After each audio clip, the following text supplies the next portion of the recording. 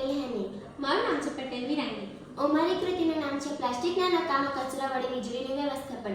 આજે પ્લાસ્ટિકનો કચરો એક મહત્વપૂર્ણ પર્યાવરણીય પડકાર બની ગયો છે, જે પ્લાસ્ટિકને બાળી દેવા જેવી પરંપરાગત નિકાલ પદ્ધતિઓ વાયુ પ્રદૂષણ ફેલાવો કરે છે. અમારો પ્રોજેક્ટ એક નવીન ઉકેલ રજૂ કરે છે, જે પ્લાસ્ટિકને બાળવાથી ઉત્પન્ન થતી ગરમીને વીજળીમાં રૂપાંતરિત કરવા માટે હીટિંગ પેનલ્સનો ઉપયોગ કરવામાં આવેલો છે.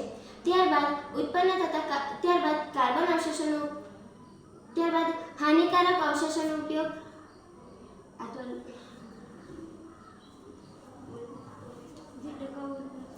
જે ટકાઉ ઉર્જા સ્ત્રોત છે. આ કાર્બન ફિલ્ટર હાનિકારક ધુમાડાને પકડીને તેને ઉપયોગી કાર્બન અવશેષમાં રૂપાંતરિત કરે છે, જેનો શાહી બનાવવા માટે ઉપયોગ કરી શકાય છે. વધુમાં બાકી રહેલી પ્લાસ્ટિક રાખનો ઉપયોગ કોન્ક્રીટની સામગ્રીમાં ઉપયોગ થાય છે. અમારો આ પ્રોજેક્ટ કચરાનો સંપૂર્ણ ઉપયોગ સુનિશ્ચિત કરે છે. હવે હું તમને પ્રેક્ટિકલી વર્કિંગ મોડેલ દ્વારા આ પ્રોજેક્ટની સમજૂતી આપીશ. આ પ્રોજેક્ટમાં 3 હીટિંગ પેનલ્સ અને સેન્સર લગાડવામાં આવેલ છે.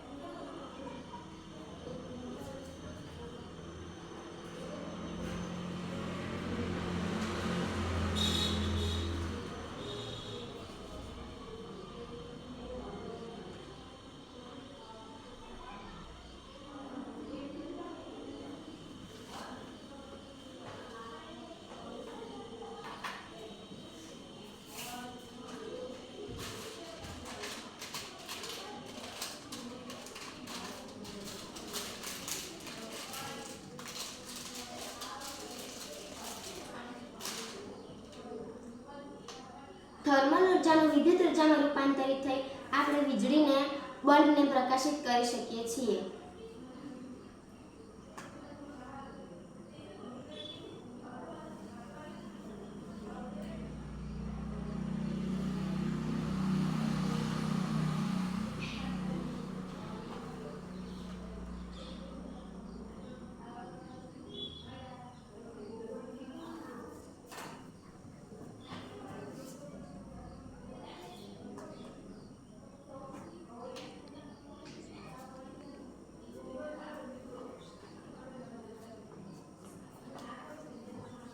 કચરાનું સળગવું બંધ થઈ ગયા બાદ આપણે થર્મલ ઉર્જાનું વિદ્યુત ઉર્જા સ્વરૂપે બેટરીમાં સંગ્રહ થાય છે. કચરાને બળી ગયા બાદ પણ બેટરી દ્વારા આપણે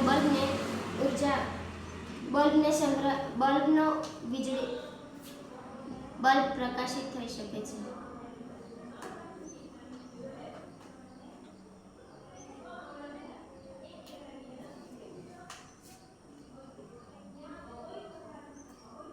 ત્યારબાદ આ હાનિકારક ધુમાડો પીવીસી પાઇપ દ્વારા કાર્બન ગાળણ ક્રિયા એકમ દ્વારા સંગ્રહ થાય છે, જે કાર્બન ફિલ્ટરેશન સિસ્ટમ દ્વારા હાનિકારક કણોનો અહીં